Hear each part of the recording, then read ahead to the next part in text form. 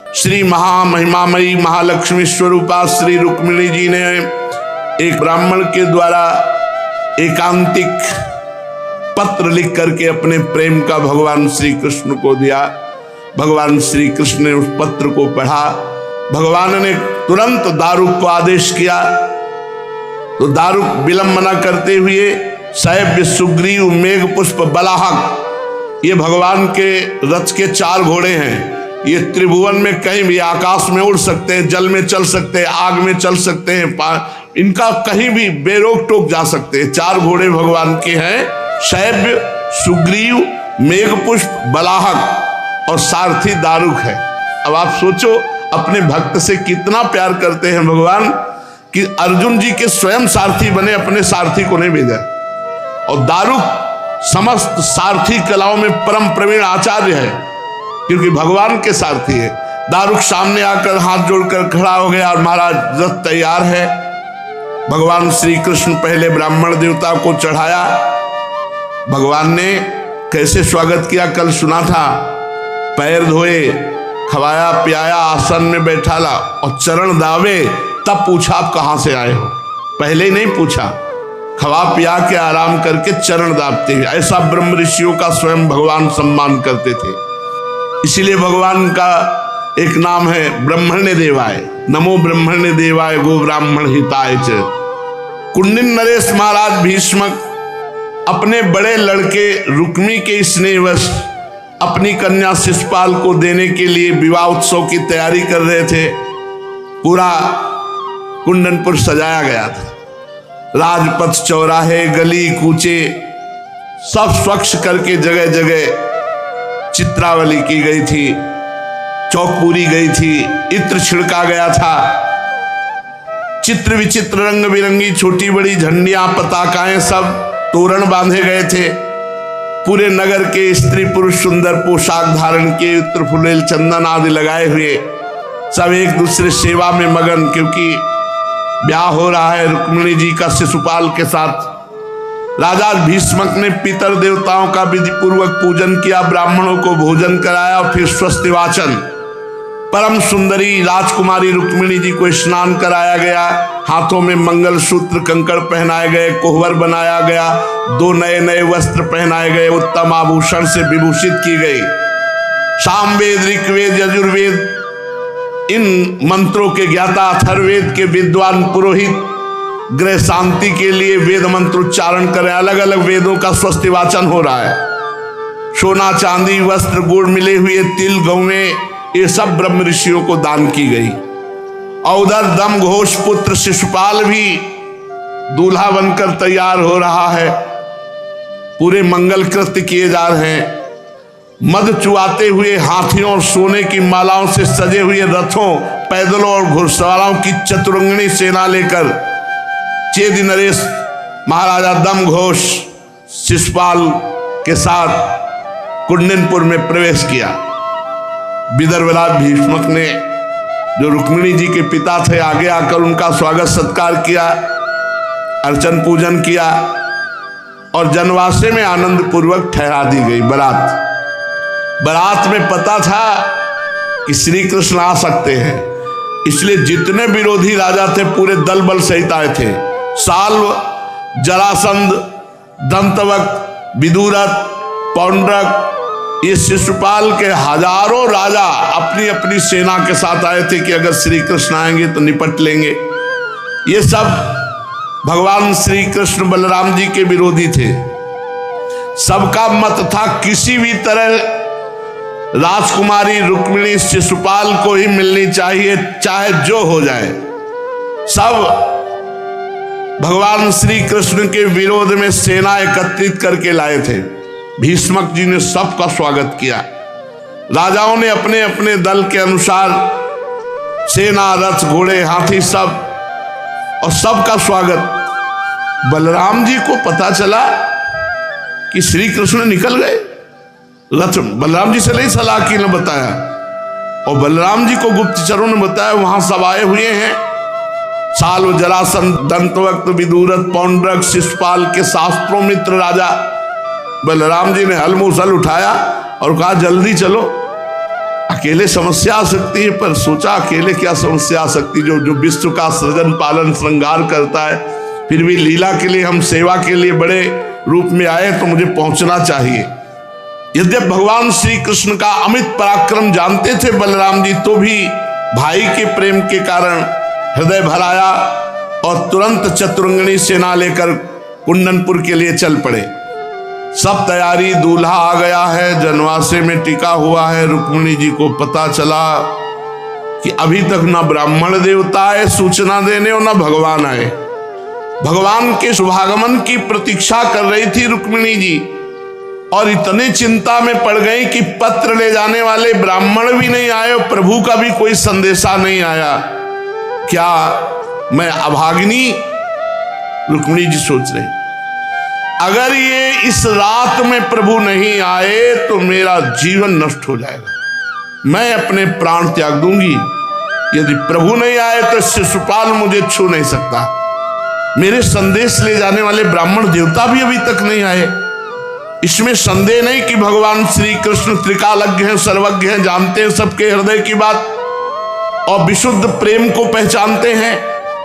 तो ऐसा हो सकता है कि मुझ में कुछ ना कुछ बुराई देखी होगी प्रभु ने, तो शायद मेरा हाथ पकड़ने के लिए वो नहीं आए। कहीं न कहीं मेरे में कमी होगी। ठीक है, मेरे भाग्य मंद हैं, विधाता और भगवान शंकर भी मेरे अनुकूल नहीं है। हो सकता है रुद्र पत्नी गिरिराज कुमारी पार्वती जी मुझसे अप्रसन्न हो। नहीं, ऐसा कैसे हो सकता था कि ना तो ब्राह्मण आए ना प्रभु आए। रुक्मिणी जी भगवान के चिंतन में इतनी डूब गई, रुदन करने लगी। उनका संपूर्ण मन, सारे मनोभाव भक्त मंचोर भगवान ने चुरा लिया था। सोचो, जब उस स्थिति को सोचो, जो दूल्हा पसंद नहीं, वो आ चुका है ब्याह करने के लिए, पूरी तैयारी है, और जो प्राण प्रिय हैं उनकी कोई सूचना नहीं है। रुक्मिणी जी अपनी आंखों से आंसू बहाते हुए भगवान के चिंतन में तन्मय हो गई। इतनी हृदय में दाह पैदा हुई कि अगर प्रभु नहीं आए रात्रि भर में तो प्राण निकल जाएंगे। इतने में ही रुक्मिणी जी के बाईं भुजा, बायां नेत्र और बाईं जांघ एक साथ फड़की। ये स्त्री शरीर के लिए शुभ सूचक है। वामांग फरकने लगे, पुरुष शरीर में दाहिना और स्त्री शरीर में बायां। बड़ा हृदय में शीतलता हुई कि मेरी बाईं आंख फड़क रही, मेरी बाईं भुजा फड़क रही, मेरी बाईं जांघ फड़क रही। इसका मतलब प्रभु चल दिए हैं या पहुंचने वाले हैं। अभी वो इसी उधेड़ बुन में लगी हुई थी कि ब्राह्मण देवता ने पदार्पण किया, जो पत्र लेके गए थे। जे भी ब्राह्मण देवता गए तो देखा अश्रु प्रवाह करते हुए ध्यानस्थ श्री रुक्मिणी जी। तुरंत जय जय संबोधन किया। रुक्मिणी जी ने आंख खुला, देखा वही ब्राह्मण देवता। एकदम हृदय में प्रसन्नता छा गई और सहसा उठी और ब्राह्मण देवता को देखा तो ब्राह्मण देवता मुस्कुरा रहे थे। हृदय शीतल हो गया कि ये मुस्कुराहट बता, मुख प्रसन्न तन तेज विराजा, कीलेश रामचंद्र कर काजा। ये हमारा भगवत कार्य हो गया, प्रभु आ गए। क्योंकि ब्राह्मण देवता मुस्कुरा रहे हैं। प्रसन्नता से खिला हुआ मुख देखकर ब्राह्मण देवता ने निवेदन किया, चिंता मत करो, भगवान श्री कृष्ण पधार चुके हैं, भगवान श्री कृष्ण पधार चुके हैं। ये सुनते ही बार बार भगवान शंकर को प्रणाम कर रही, बार बार पार्वती जी को प्रणाम कर रही, बार बार सब ऋषियों को प्रणाम कर रही हैं। महालक्ष्मी का अवतार श्री रुक्मिणी देवी जी है। और ब्राह्मण से भूरी भूरी प्रशंसा की। क्या कहा है प्रभु ने, कम शब्दों में बता दीजिए।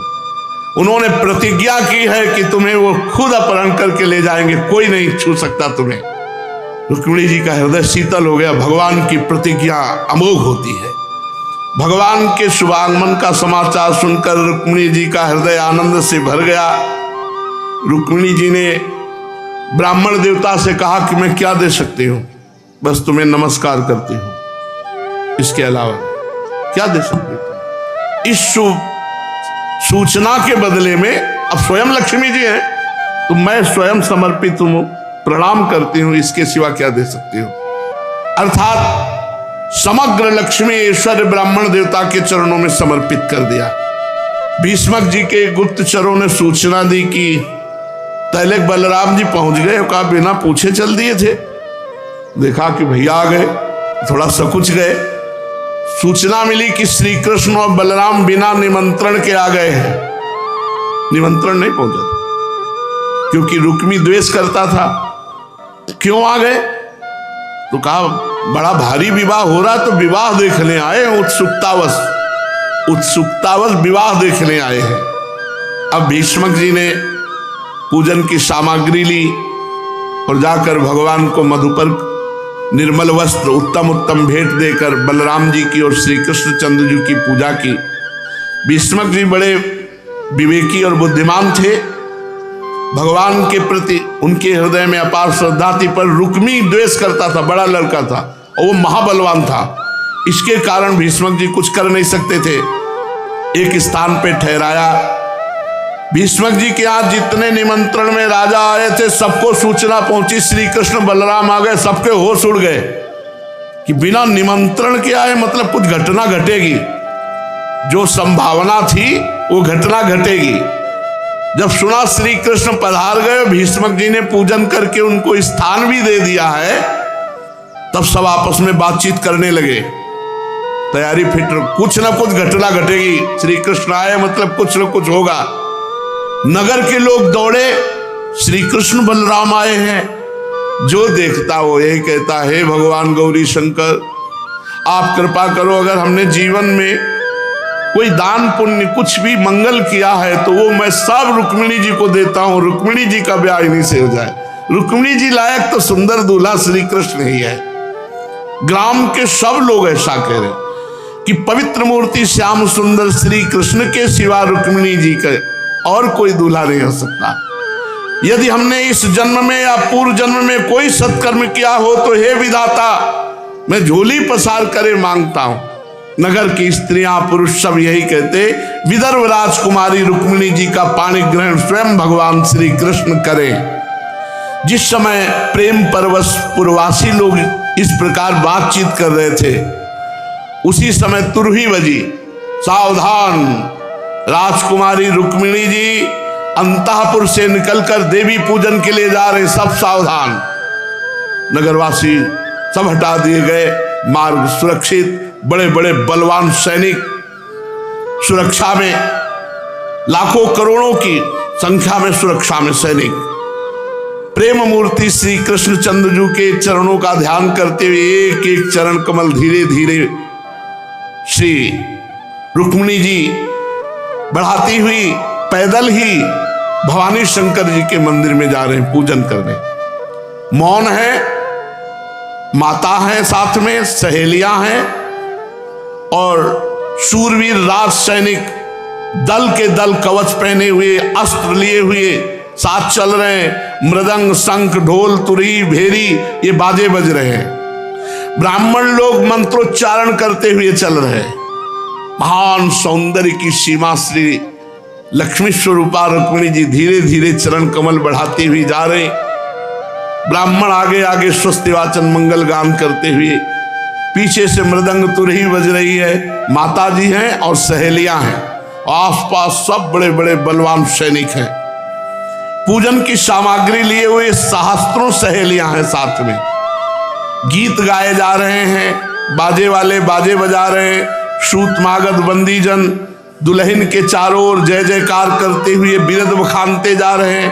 पी मूर्ति नैनन बसे यही रस रहे समाये।